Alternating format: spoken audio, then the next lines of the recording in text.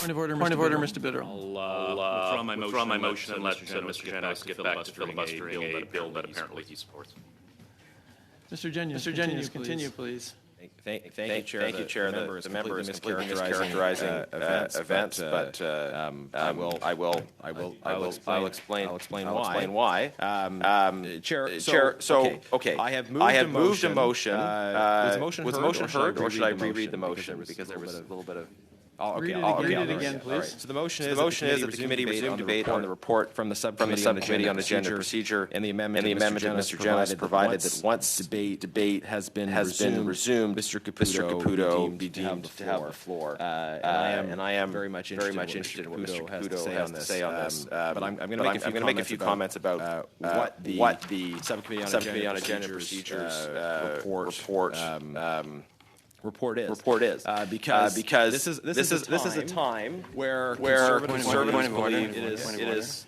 So Mr. Genos moved a motion to proceed to a different order of business. We don't need to hear about the original motion. We should discuss that particular motion and vote on that particular motion before we carry on to other matters.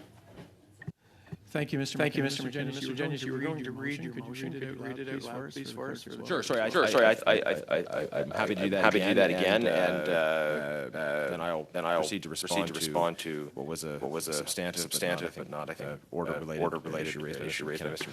McKinnon. The motion is that the committee resume debate on the report from the subcommittee on agenda and procedure and the amendment by Mr. Genos. Provided that once debate has been resumed, Mr. Caputo be deemed to have the floor. Given that I'm proposing the resummation of debate on a particular matter, in advancing the case for resumption of debate of that particular matter, Point of order, Mr. Chair. Identify what that particular matter is. Mr. Chair, we have the motion that's been presented. It's the will of the committee to vote on that motion before we proceed with explanation in respect of that topic. So I would like a recorded vote now on that motion. Point of order. Are you done reading the motion, Mr. Are you done reading the motion? Yes, I read the motion. Move to first speaker up was Mr. Biddle. No, sorry. I moved the motion. I have the floor. The person who moves the motion has the floor to speak on it.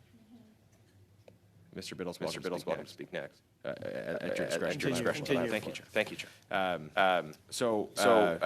Having read the motion a couple of times, and I think it being clear, it's a dilatory motion. No, it's not. Debate on it. It's not a dilatory motion.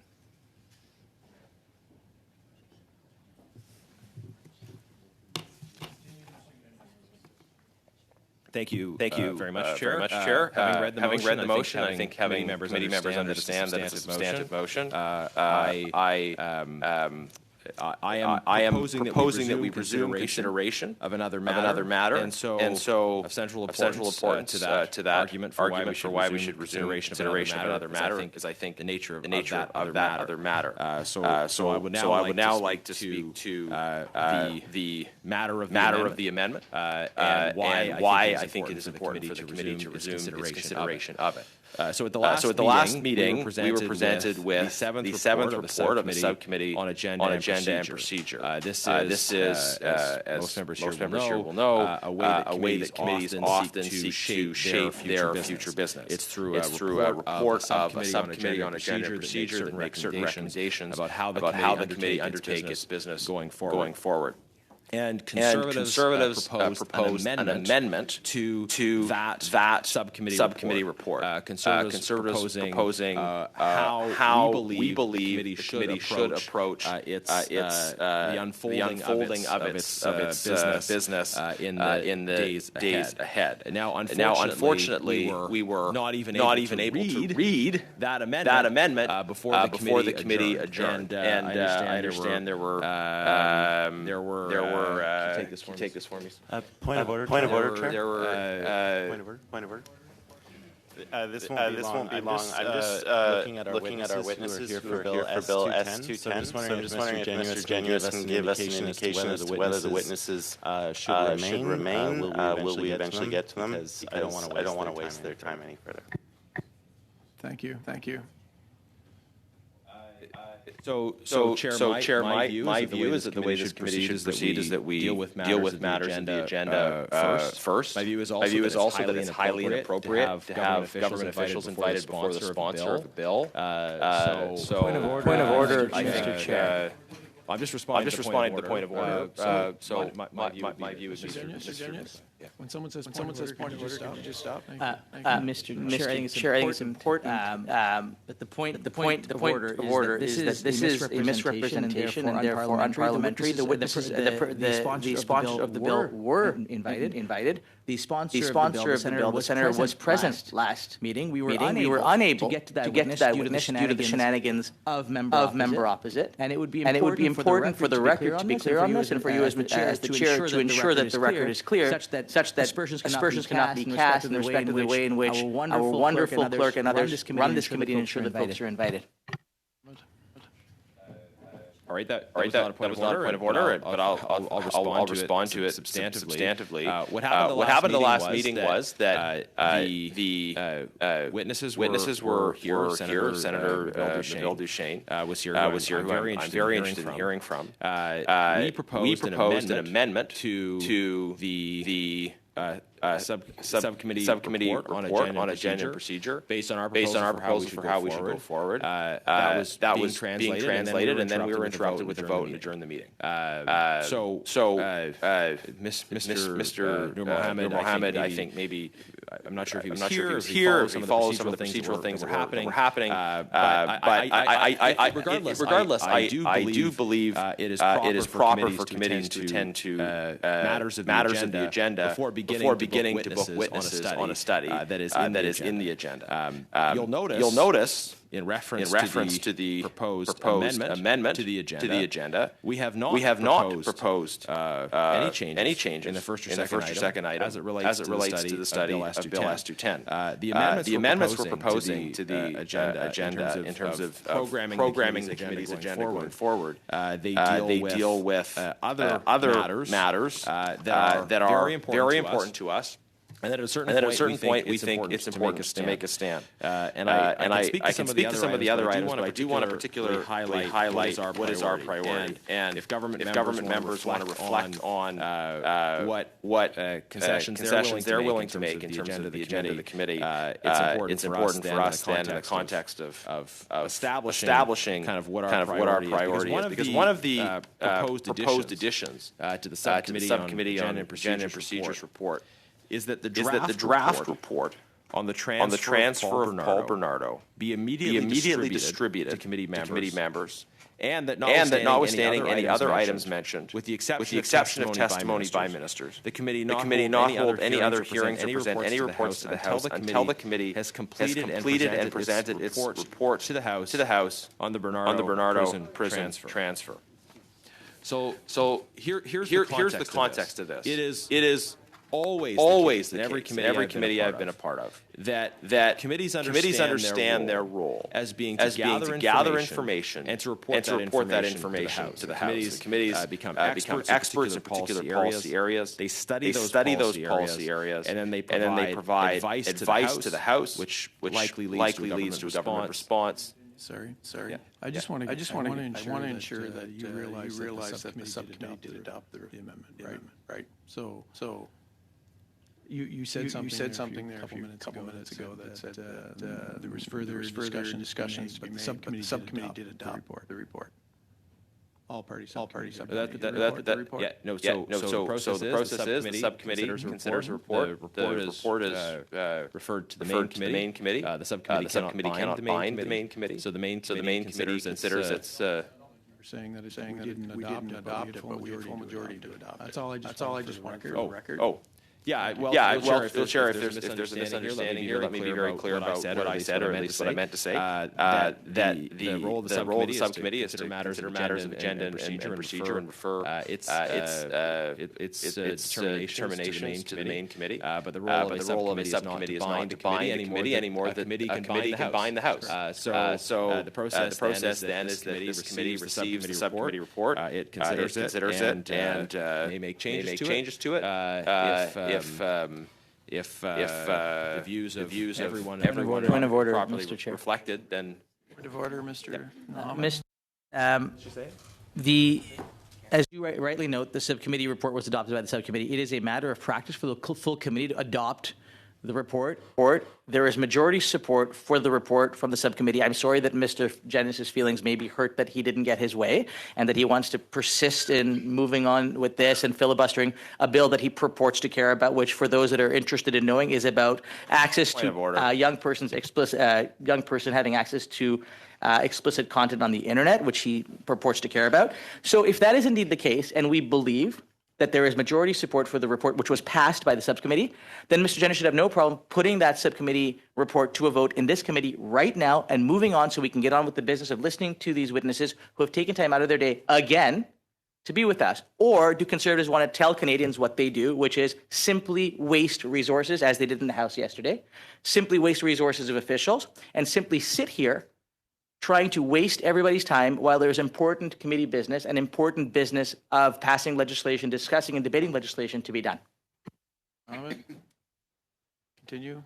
Thank you, Chair. I think sometimes at committees, the Chair has recommended that a member be asked off the top of a point of order to cite a specific standing order that they're referring to, and that's not required, but it might be a useful practice just insofar as Mr. Noor Mohammed seems to understand, it seems to be of the mistaken impression that a point of order is a time to express one's broader philosophical concerns and objections to what somebody relevancy is doing. is actually in the standing orders, and Mr. Genuis, again, is just going off in all directions. We're talking about No, I'm his responding to the point of order. And Mr. Genuis loves have a point to of order quote now. the rules at people, but then never follows them himself, including talking over me when I have the floor. So if we can focus Not a point of on, order. again, he's doing it again, Mr. Chair. Again, it's his shtick. Again, this is a bill he purportedly supports and gets up in the House of Commons to talk Point of about order. how supportive he is. I have the Mr. floor, Point Mr. Genuis, as you like to point out. I have a point of order. You can finish. I'm on a point of order, and again, we're So am I. debating, cross-debating, Mr. Point of Chair, order. which is a violation of the standing orders, which Mr. Genuis would quote Which at one? me if I was violating. Which one? Mr. Chair, again, if Point you of can order. ask Mr. Genuis to please stop. But at the end of the day, if he could please focus on the actual amendment, which he is not focusing on. He's lecturing us, which isn't in his amendment. But if we can get back to that, it'd be much appreciated. Thank you. You have a point of order, Mr. Genius? Yes, Chair. I have been trying to speak to the issue. I was interrupted by Mr. Noor Mohammed, who did not have a point of order and yet was able to go on at great length. I was responding to the fact that his point of order was not a point of order. And then Mr. Biddle, who is talking now, has tried to say that my response to Mr. Noor Mohammed's point of order was not relevant, and yet the original point of order for Mr. Noor Mohammed, which was fine.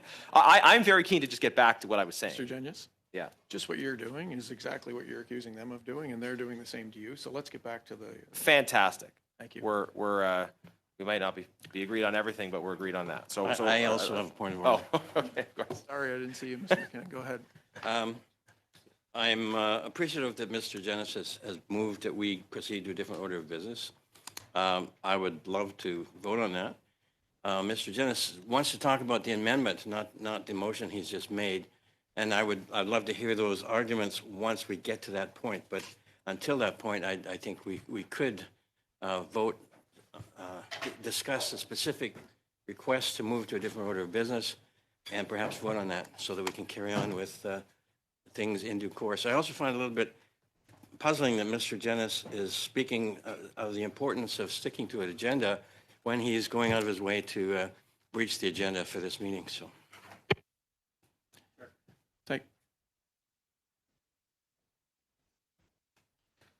May I continue, Chair? Sorry. You wanted a point of order. Go ahead. Thank you. Having a different opinion is not a point of order, and I'll leave it there. To go back to what I was talking about, which is the Bernardo prison transfer, and the fact that our amendment to the subcommittee agenda proposes that the committee, with urgency, deal with the draft report on the transfer of Paul Bernardo. point of order. Because... Again, this is about the amendment they wish to make to the subcommittee report. It's not about the motion that is on the floor to move to that order of business. I would very much love to see us do that, or vote, at least vote on that decision. So if I can just respond to that before I return to my my remarks, Chair. The amendment is that we proceed to a particular order of business, and it's a substantive motion, which means that members are able to debate it. And it would seem to me to be not only related to the issue, but the central issue, if the committee is to determine whether or not to proceed to a particular item of business, to consider what the nature of that item of business that the committee would be proceeding to is. So I will continue to make the case for why we should adopt the motion to proceed to that item of business by explaining the importance of that item of business, which I am proposing that the committee proceed to. So the motion is for us to resume consideration of my amendment to the report from the subcommittee. And that report from the subcommittee highlights centrally the issue of the Bernardo prison transfer.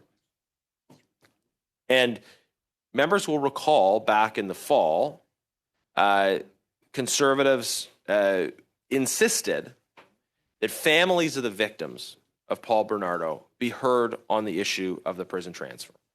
There was a great deal of outrage in the wider community, but especially from those who had been most affected by these crimes, over the fact that Paul Bernardo was transferred to medium security prison from maximum security prison. Point of order. And that there was no...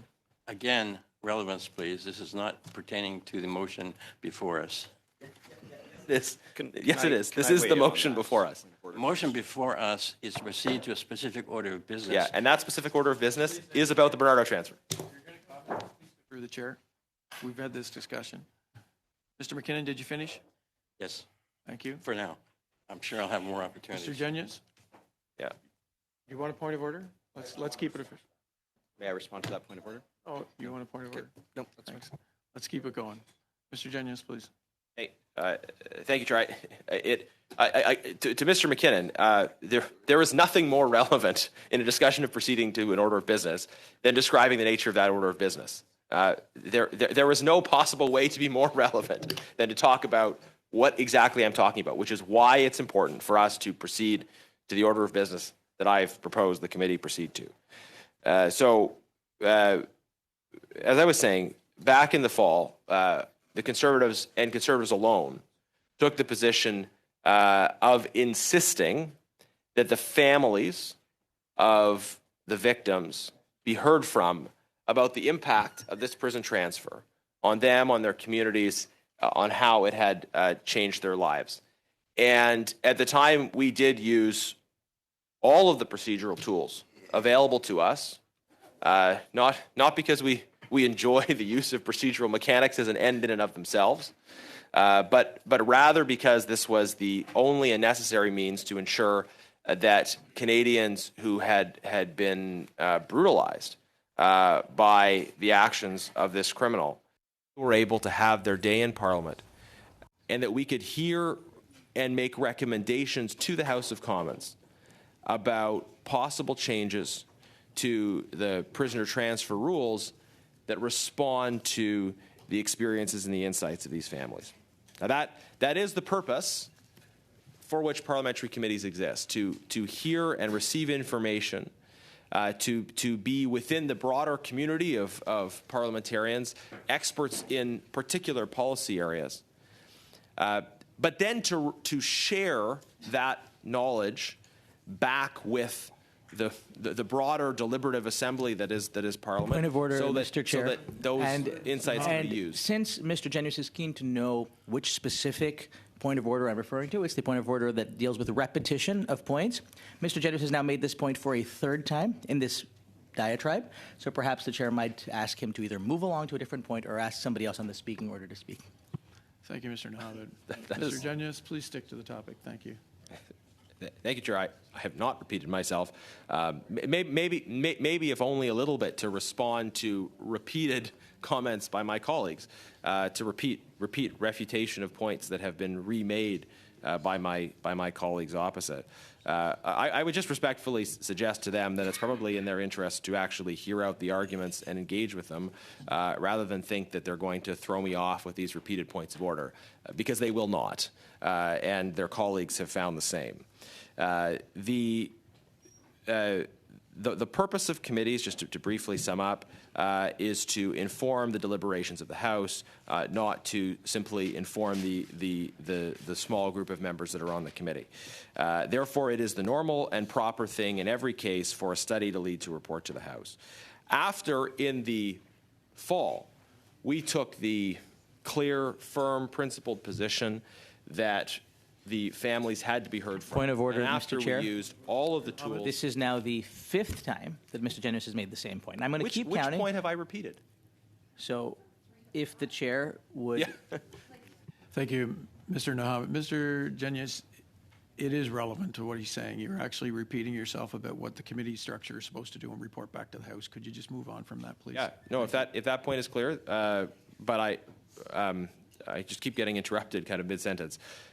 Therefore, in the particular case of the Bernardo hearings, we were able eventually, in spite of the opposition of other parties, we were able to compel an agreement for the committee to hear from families and representatives of the victims and have some very important, very powerful hearings that took place in the fall.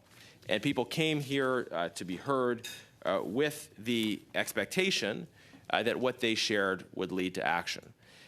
And yet, sadly, this committee has not still, and here we are in the middle of May practically, the committee has not reported to the House on the Bernardo transfer. And this is in a context where, of course, Liberals in particular didn't want to study this issue at all. And now they are trying to prevent the reporting to the House on this matter. They seem to think that it is acceptable, in this case uniquely, following the pressure we exerted at that time, to have hearings but no report. And our view is that the way to honor the families, to honor their sacrifice, their struggle in coming to testify, and also to try to improve our country, to incorporate their feedback, would be for us to prepare a report. And to report to the House, and hopefully that leads to policy changes. But I look at the timeline here, and the timeline is revealing that normally you would not only proceed to report, but you would proceed to report as quickly as possible after the hearings have been complete. And yet here we are 6 months later, and the government is trying to push this committee in a direction away from consideration of the Bernardo transfer. Point of order. Absent the amendment that Conservatives had proposed, the subcommittee report would have made no mention whatsoever of the... So Mr. Genuis says the government's trying to point this committee one way or the other. I can categorically assert that the government is doing no such thing.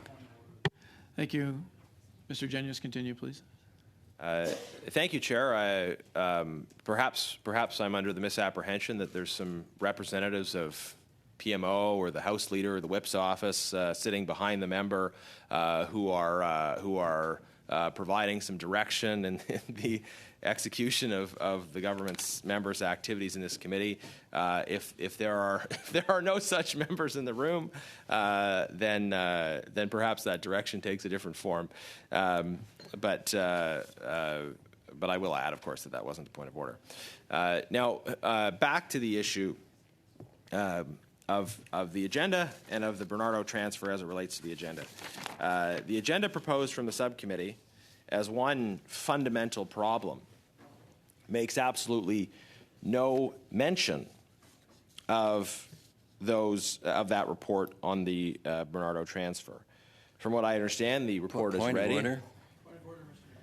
I believe the business of the subcommittee was in camera, and the recitation of its presumed agenda would be unacceptable at this point. Just on the point of order. Thank you, Mr. McKinnon. Mr. Genuis, he actually makes a good point. So let's resume, please. Well, that understanding. I want to comment on the point of order. It would be a violation of the rules if I referred to deliberations that took place in the subcommittee, but in-camera proceedings of meetings still show up in the minutes in terms of decisions that were made. And some people forget this. If there are motions that are considered, passed, etc., those show up in the minutes, and it is not a violation of the rules to refer to things that are published in the minutes. So I have no idea, and if I did, I wouldn't speak about it, whether the Bernardo issue was discussed in the meeting. But what I can say is that the minutes and the report of that subcommittee make no mention of the Bernardo transfer. So there were no decisions made with respect to that. So hopefully that puts your heart at ease. McKinnon, please. Mr. Genuis speaks of the minutes of that meeting. The minutes would also be privileged as well because they were in camera. Sorry, just on the point of order, that's not correct, and it's worth members knowing. Is very, very up on these things, but it seems inappropriate to be discussing the business of the subcommittee, which did occur in camera in great length at this point. I would really encourage Mr. Genuis to get back to the motion he has put before the floor, on the floor, to actually go to an order of business where we could properly discuss these matters. Thank you, Mr. McKinnon. Mr. Genuis, please. Yeah. So I'm keen to get back to that, but I don't want members of the listening public to be under the misapprehension that in camera means the minutes are not published. The minutes are published of every meeting, which means that decisions that are made in camera are not secret decisions. The decision is known. The conversation that happens, the things that members say, that is privileged information. So I would not speak to what was discussed in the subcommittee. Not all. But the minutes are published. The minutes are published privately to the committee itself. They're on the website. The minutes of subcommittee? How can it be an in-camera meeting if the minutes are published? I mean, maybe the clerk can share the. In any case, I think hey, excuse me, just a moment, please. Mr. McKinnon has the floor. Mr. Genuis, just let him finish, and then we'll go to the clerk. Thank you. I would just comment that the decisions that are published that are public are the ones that are passed. Decisions that are negative are not public. Mr. Clerk. So for clarification, so in the minutes of the subcommittee, the content of the decisions are not in the minutes. So the report was shared with the members by email. However, at our last meeting, the report was tabled to be adopted, and then the content of the report is in the minutes of our last SECU meeting.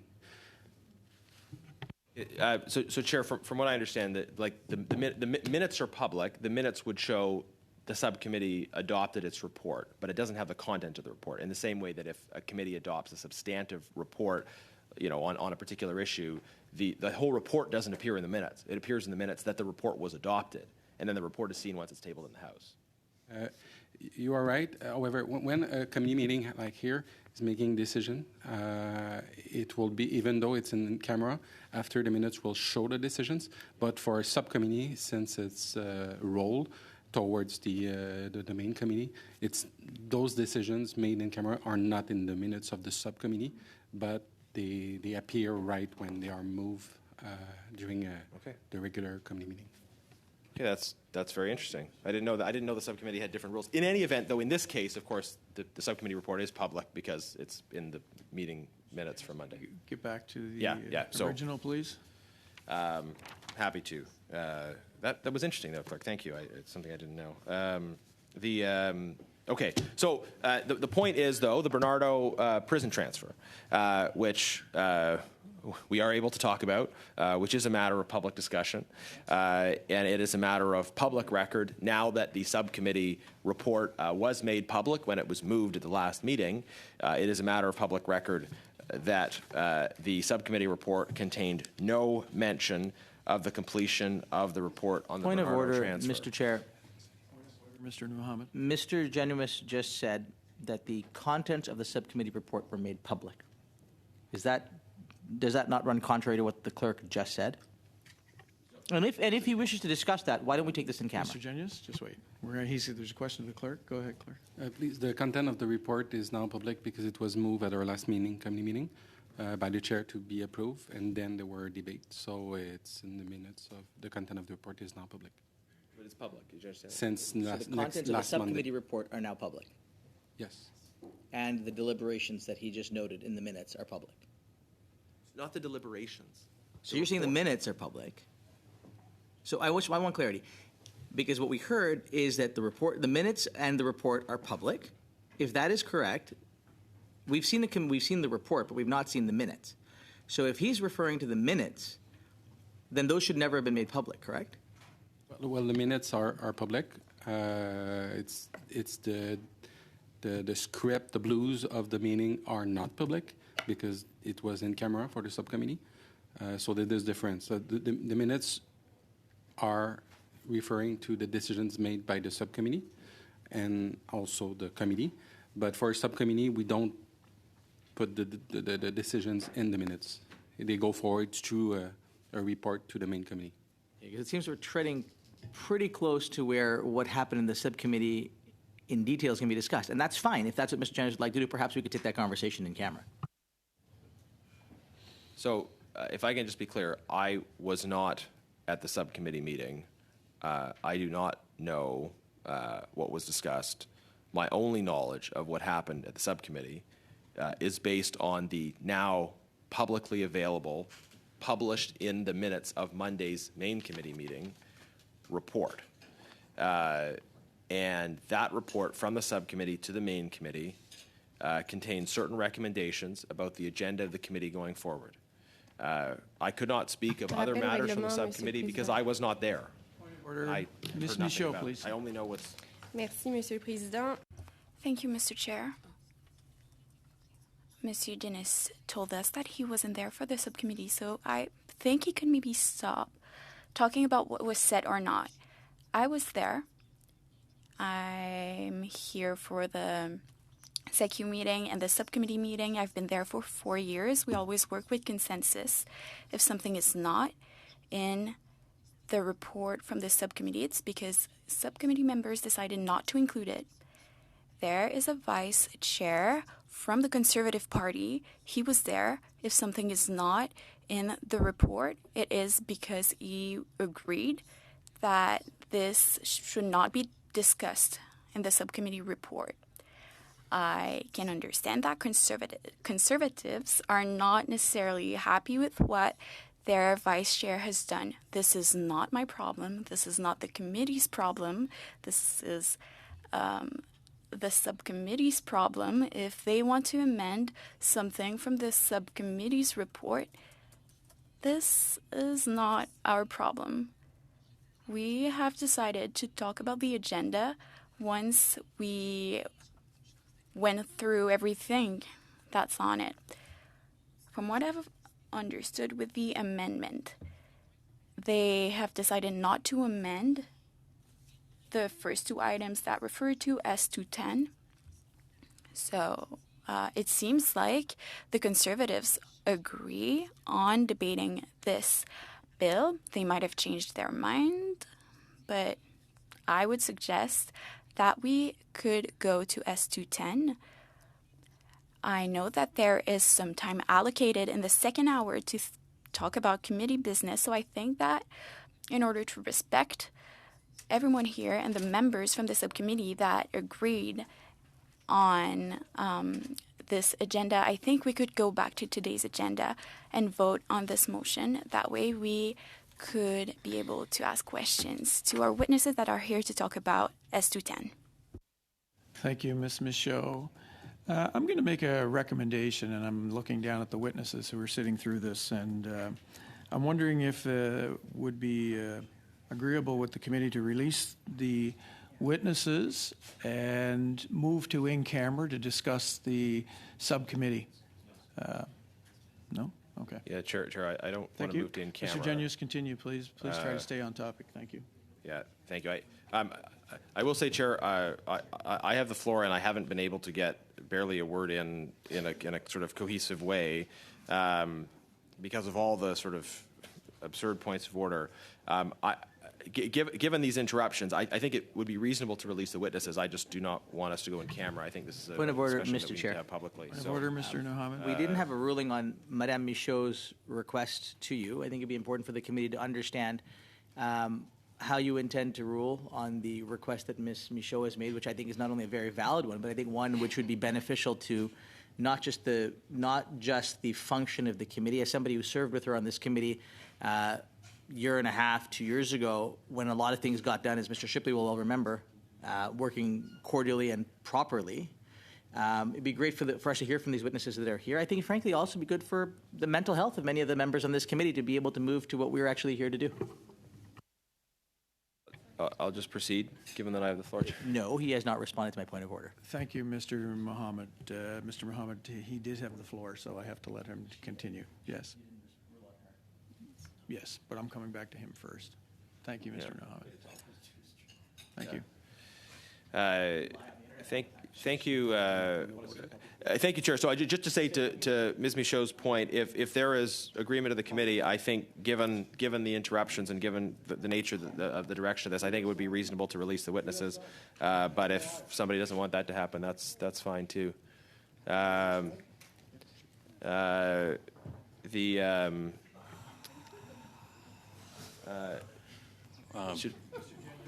Okay, all right. Something strange is happening, but that's for others to deal with. To the substance of the motion and why I moved it in response to Ms. Michaud's point, I think it's just important to underline that the subcommittee cannot bind the main committee. So the subcommittee can undertake deliberations that I was not a part of, and that most members of this committee were not a part of. But we come here as members of Parliament. With representing our constituents, with individual convictions, and the committees, the positions of one committee, of one subcommittee can't bind the actions of another committee. There may be another public safety issue which may need to be attended to, but in the meantime, Chair, our position is that we need to complete our report. Okay, all right. That seems like a good idea.